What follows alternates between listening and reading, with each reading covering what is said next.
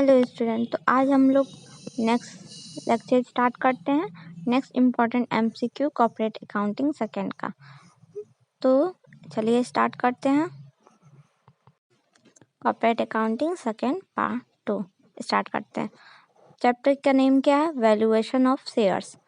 Question number पहला क्या कह रहा है देखते हैं। चलिए question number 1, the nominal value of share means. Nominal value of share का मतलब क्या होता है? ऑप्शन ए दिया मार्केट वैल्यू, ऑप्शन बी दिया है value based on assets, option C है value based on MOA, option D है वैल्यू बेस्ड ऑन AOA। तो हमारा नॉमिनल वैल्यू ऑफ शेयर का मतलब होता क्या है?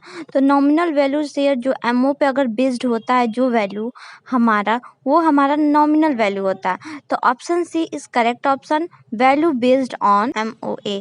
MOA मतलब क्या होता है? मेमोरेंडम ऑफ एसोसिएशन है। Question number 2, the intrinsic value of share is determine. Intrinsic value of share क्या डिटरमाइन करता है? किस पे डिटरमाइन करता है? तो ऑप्शन ए है on the basis of net assets, option B है on the basis of profit, option C है on the basis of market value, option D है डिसाइडेड बाय स्पेक्युलेटर्स। तो ऑप्शन ए इसका correct option है। अगर हमारा इंस्ट्रक्टिव वैल्यू ऑफ शेयर अगर बेस करता है, बेसिस है उसका नेट एसेट्स, तो हमारा वो डिटरमाइन हो जाता है। क्वेश्चन नंबर 3 है valuation of share is necessary. Valuation of share कब नेसेसरी होता है? तो ऑप्शन ए दिया है on reconstruction of company, on amalgamation पे, ऑप्शन सी है ऑन एब्जॉर्प्शन, ऑप्शन डी है ऑल ऑफ द एबव। तो ऑल ऑफ द एबव इसका करेक्ट ऑप्शन है, ऑप्शन डी करेक्ट है। क्योंकि वैल्यूएशन ऑफ शेयर सब में नेसेसरी होता है। अगर कंस्ट्रक्शन हो रहा है कंपनी का तब भी, एलिमिनेशन हो रहा है तब भी, और एब्जॉर्प्शन हो रहा है किसी कंपनी का तो भी valuation of share is necessary होता है। तो ऑल ऑफ द एबव होगा। Question number 4, valuation of share is not necessary. अभी इसमें दूसरा पूछ रहा है, उसमें पूछा था कि क्या नेसेसरी होता है, और इस क्वेश्चन में पूछ रहा है क्या नेसेसरी नहीं होता है। तो ऑप्शन ए दिया है for valuation of financial position of the company, option B for depositing share as security at the time of obtaining loan, option C है on right winding up of company, option D है when share holder wants to determine value of share. तो अब हमारा इस बोल रहा है देखो कि इसमें क्या नेसेसरी नहीं होता। तो कब नेसेसरी नहीं होता है? जब हमारी कंपनी वाइंडिंग अप हो जाती है यानी खत्म होती है, तब हमारा वैल्यूएशन ऑफ शेयर का मतलब रहता ही नहीं, वो नेसेसरी रह ही नहीं जाता। वैल्यूएशन ऑफ शेयर करो या ना करो कोई फर्क नहीं पड़ता है, तो उस समय वो नेसेसरी नहीं होता। जब हमारी कंपनी वाइंडिंग अप होती है, वाइंडिंग अप के टाइम हमारा ये वैल्यूएशन ऑफ शेयर जो होता है वो नेसेसरी नहीं होता। तो option C is correct option, on winding up of company. Question number 5, the balance sheet method of valuation of share is known as। Balance sheet method of valuation share को हम लोग क्या कहते हैं? बैलेंस शीट के method of valuation of shares को हम लोग क्या कहते हैं? तो ऑप्शन ए है नेट एसेट्स मेथड कहते हैं, एसेट्स वैल्यूएशन मेथड कहते हैं, या ऑप्शन सी है एसेट्स होल्डिंग मेथड कहते हैं, ऑप्शन डी है all of the assets above. तो ऑल ऑफ दिस इसका आंसर होगा, करेक्ट ऑप्शन है डी ऑल ऑफ दिस। क्योंकि इसका balance sheet method of valuation of shares जो होता है नेट एसेट्स मेथड में भी होता है, एसेट्स वैल्यूएशन मेथड को भी होता है, और एसेट्स होल्डिंग मेथड में भी होता है। तो ऑल ऑफ दिस होगा। क्वेश्चन नंबर 6 कह रहा है हमारा the instructive value method is. अब देखिए, अब इसमें मेथड पूछा है, वहाँ स्ट्रिक्ट शेयर पूछा था, यहाँ पे मेथड पूछ रहा है। तो the instructive method valuation method of share, option क्या है? यील्ड मेथड, ऑप्शन बी है इक्विटी मेथड, ऑप्शन सी है market value method, option D है नॉन ऑफ दिस। तो इसमें पूछा क्या था? हमारा इंस्ट्रक्टिव जो वैल्यू है मेथड है वो क्या है? तो वो हमारा इक्विटी मेथड है।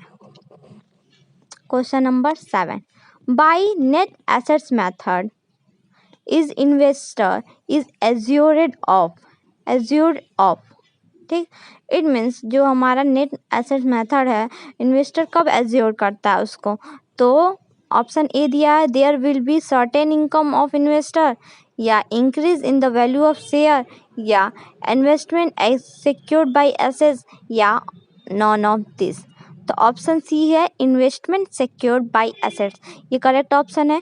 जब हमारा इन्वेस्टर्स एज्यूर कब करता है, हमारे नेट एसेट्स मेथड में, जब हमारे इन्वेस्टमेंट सिक्योर्ड होता है एसेट्स के अकॉर्डिंग, तब हमारा जो बाय नेट होता है, नेट मेथड यूज किया जाता है एंड इन्वेस्टर करता है।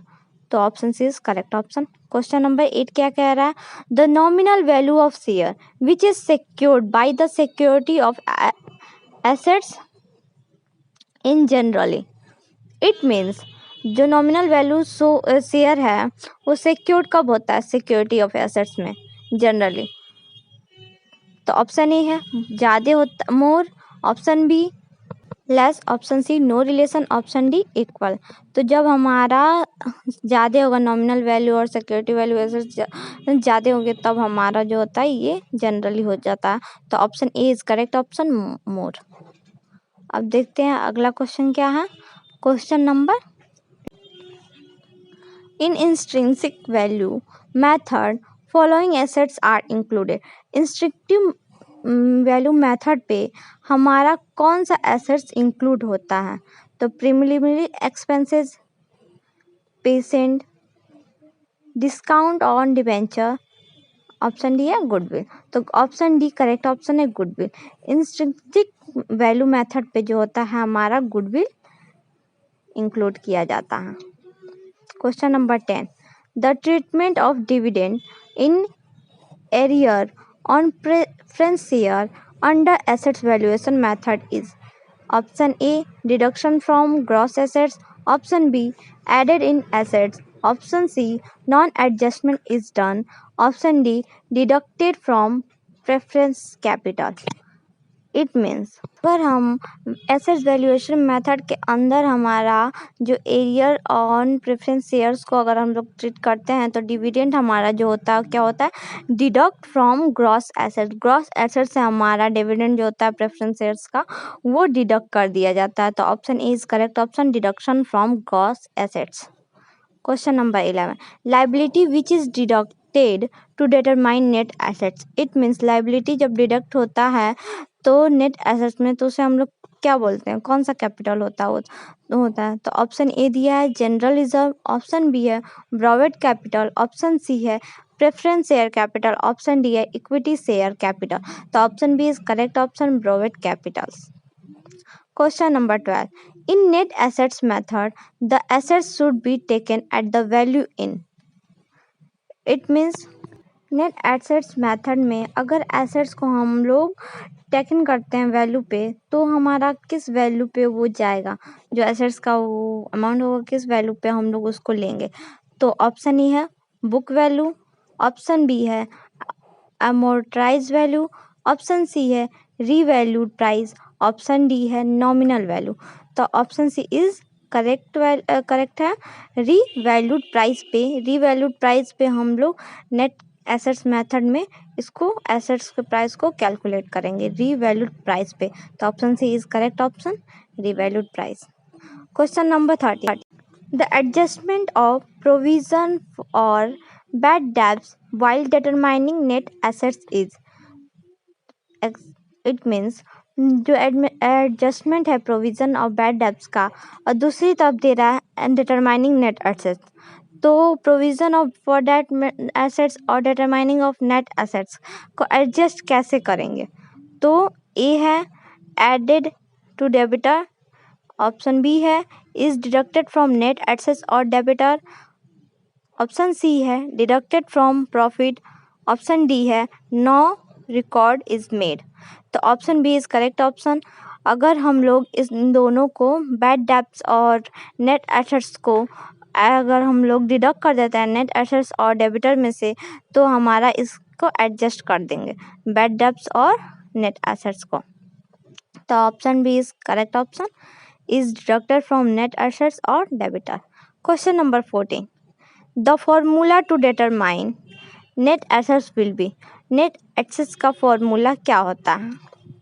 ऑप्शन ए है total assets minus total liability, total assets minus external liability. Option C, realizable value of assets minus external liability. Option D है book value of assets minus current liability. तो option C is correct option. अगर realisable value of assets में से external liability को हम लोग minus कर देते हैं तो हमारा नेट एसेट्स का वैल्यू जो होता है हमको पता चल जाता है कि कितना है। तो option C is correct option. Question number 15, in order to determine net assets the liability which is deducted. It means अगर हम लोग इस ऑर्डर में देखते हैं कि अगर हमारा नेट एसेट्स लाइबिलिटी है उसमें से अगर हम लोग क्या डिडक्ट करते हैं तो हमारा जो है नेट एसेट्स जो हमारा आ जाएगा। तो ऑप्शन ए है करंट एसेट्स, ऑप्शन बी है short term and long term, option C है long term liability, option D है रिजर्व एंड लाइबिलिटी। तो अगर हम लोग नेट एसेट्स द लाइबिलिटी को अगर डिडक्ट करते हैं तो वो हमारा किसका पार्ट होता है, short term and long term का पार्ट होता है। तो option B is correct, short term and long term. आगे बढ़ते हैं question number 16, the value of plant and machinery has increased by 5000 and the effect on net value will be. इसमें पूछा क्या, अगर हमारा प्लांट और मशीनरी का वैल्यू इंक्रीज होकर 50,000 हो जा रहा, 5,000 हो जा रहा, तो उस नेट वैल्यू पे क्या इफेक्ट पड़ेगा।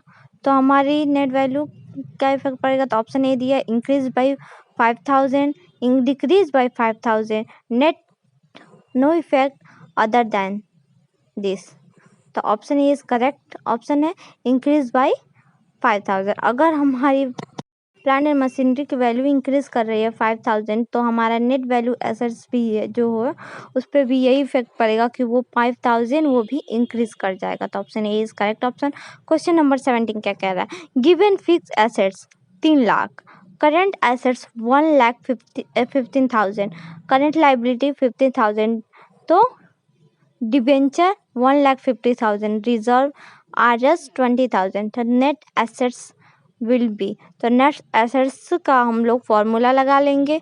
फिक्स एसेट दिया हुआ है, हमारा करंट एसेट्स भी दिया हुआ है और हमारा करंट लाइबिलिटी और करंट एसेट्स और करंट लाइबिलिटी में से माइनस कर देंगे तो हमारा आ जाएगा। फिर डिबेंचर भी दिया है, रिजर्व भी दिया है, तो इन दोनों को नेट वैल्यू का नेट एसेट्स का फॉर्मूला लगा देंगे तो हमारा आ जाएगा। ऑप्शन ए क्या दिया है 4 लाख, ऑप्शन 2 है 2,50,000, ऑप्शन सी है 3 लाख, ऑप्शन डी है 2,13,000। तो ऑप्शन बी इज करेक्ट, 2,15,000 इसका आंसर आएगा। नेट एसेट्स की अगर जो फॉर्मूला है हम लोग बताया पीछे उस पर अगर आप लोग इसको पुट करते हैं तो हमारा आ जाएगा इसका वैल्यू, नेट एसेट्स का वैल्यू कितना होगा वो आ जाएगा। तो 2,50,000 इसका वैल्यू होगा। तो option B is correct option.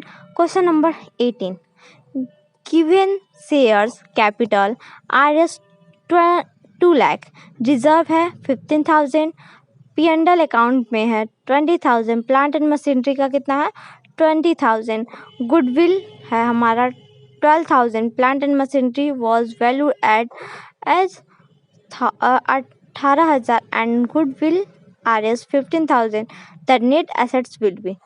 अब इसमें भी नेट एसेट्स का लगा देंगे तो हमारा निकल जाएगा। ऑप्शन ए दिया है 2,71,000 इसका आंसर होगा। क्वेश्चन नंबर 19 क्या कह रहा है, the paid up value of different classes of shares varies, the value of share has to be decide on the basis of net assets, one producer will be. It means अगर paid up value और classes of shares various में difference निकालते हैं तो जो value of share होता है वो डिसाइड करता है बेसिस ऑफ नेट एसेट्स। उसको किसको डिसाइड करते हैं, नेट एसेट्स के बेसिस पे डिसाइड करते हैं।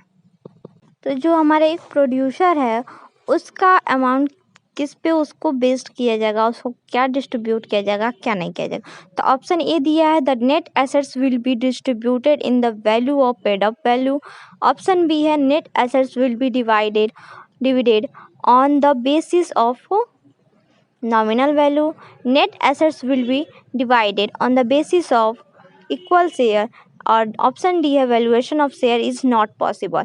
तो इसमें से पॉसिबल है, लेकिन क्या बोलते हैं जो हमारे net assets will B distribute कर दिया जाएगा किस पे, इन the value of paid up value पे, पेड अप वैल्यू पे उसको हम लोग डिस्ट्रीब्यूट कर देंगे नेट एसेट्स को एक प्रोड्यूसर को। तो option A is correct option. Question number 20 क्या कह रहा है, there is a difference between market value and rate of dividend on preference share. The capitalization of preference share will be, it means market value और rate of dividend of preference share के value के बीच का जो difference है, ठीक difference है, और इसमें पूछ क्या रहा है, तो हमारा कैपिटलाइजेशन ऑफ प्रेफरेंस शेयर कितना होगा, कैसे निकलेगा। तो हमारा ऑप्शन ए है preference share capital into nominal rate upon rate of dividend. Option B है preference share capital into rate of dividend upon normal rate. Option C है preference share capital into market rate upon normal rate. Option D है capitalization is not possible. तो option B is correct option. Preference share capital कैसे निकलेगा, तो अगर हम लोग preference share capital में इंटू कर देते हैं rate of dividend upon nominal value rate को, तो हमारा आ जाएगा कैपिटलाइजेशन ऑफ प्रेफरेंस शेयर। तो option B is correct option. चलिए अब आगे बढ़ते हैं। Question number 21, the method of valuation of share is, valuation of share के मेथड को हम लोग क्या कहते हैं। ऑप्शन ए दिया है goodwill valuation method, option B है income valuation method, option C है profit valuation method, option D है ऑल ऑफ द अबव। तो question option B correct option है, इनकम वैल्यूएशन मेथड कहते हैं। वैल्यूएशन ऑफ शेयर्स मेथड को हम लोग इनकम वैल्यूएशन मेथड कहते हैं। Question number 22, in comparison to face value the valuation of share is usually, it means जब कंपैरिजन होता है फेस वैल्यू और वैल्यूएशन ऑफ शेयर्स में, तो यूजुअली क्या होता है, अगर ज़्यादा होता है पहला में मोर, बी लेस, डी इक्वल, और ऑप्शन डी है लेस और मोर। तो दोनों होता है, लेस भी होता है कभी कभी मोर भी होता है। अगर इन दोनों में कंपैरिजन किया जाए तो कभी ज़्यादा भी होता है वैल्यूएशन ऑफ शेयर्स और फेस वैल्यू, तो कभी कम भी होता है। तो option D is correct option. Question number 23, when value of share is found out on the basis of its dividend और expect dividend it is called, it means when दिया हुआ है value of share find out दिया हुआ on the basis of किस पे दिया है, डिविडेंड पे या एक्सपेक्टेड डिविडेंड पे, तो उसे हम लोग क्या कहते हैं। तो ए हमारा दिया एसेट्स वैल्यूएशन मेथड, इल्ड या इनकम वैल्यूएशन मेथड, या फेयर वैल्यू मेथड, या नॉन ऑफ द अबव। तो option B is correct option, उसे अगर हम लोग कहते हैं इल्ड या इनकम वैल्यूएशन मेथड। आगे बढ़ते हैं क्वेश्चन नंबर 24 पे, the most appropriate method of valuation of share from the point of view of investor is, it means अगर मोस्ट अप्रोप्रिएशन मेथड देखा जाए, appropriate method valuation of share का कौन सा होता है एक इन्वेस्टर के पॉइंट ऑफ व्यू से। तो ऑप्शन ए है net assets method, income valuation method, C net assets and income method, option D none of the above. तो option B is correct option. Income valuation method जो होता है investor के point of view से most appropriate जो होता है method होता है वैल्यूएशन ऑफ शेयर को कैलकुलेट करने के लिए। तो option B is correct, income valuation method. Question number 25, in respect of the valuation of share the employ capital means, अगर वैल्यूएशन शेयर के रिस्पेक्ट में देखा जाए तो एम्प्लॉयड कैपिटल को हम लोग क्या मानते हैं, क्या मतलब होता है उसका। ऑप्शन ए है cost price of all the assets, option B है market value of all the assets, option C है book value of all the assets, option D है all of the above values. तो option B इसका correct है, market value of all the assets. Employed capital का मतलब क्या होता है इसमें, market value of all the assets.